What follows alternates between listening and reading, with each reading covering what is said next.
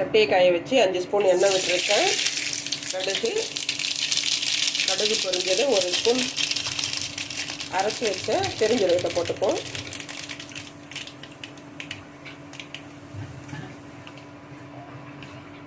நான்கு கிராம் வெங்காயம் அரிஞ்சு வச்சுருக்கிறேன். 4 பச்சை மிளகாய் அரிஞ்சு வச்சுருக்கேன். அதையும் அதிலே போட்டு வதக்குவோம்.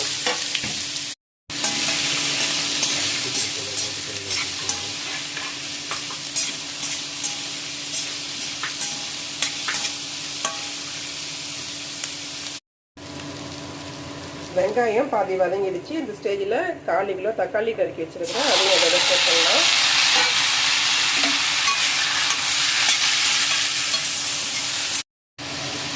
இப்போ இதோட 1 ஸ்பூன் அளவுக்கு உப்பு போட்டு இதையும் சேர்த்து வதக்கலாம்.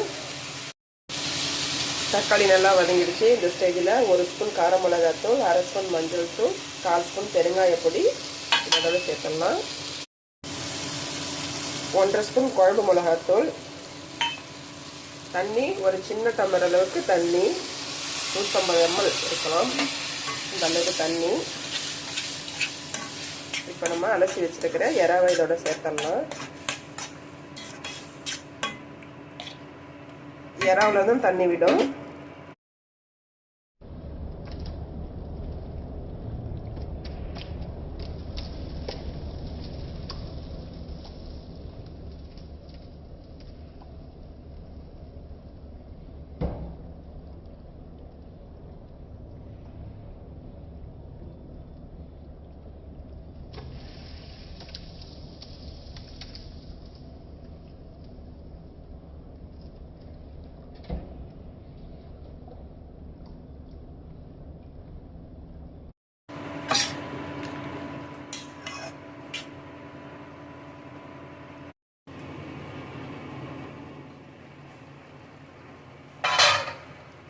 நடுவில் கொஞ்சம் கிண்டி விடுங்க, அடி பிடிக்காத அளவுக்கு.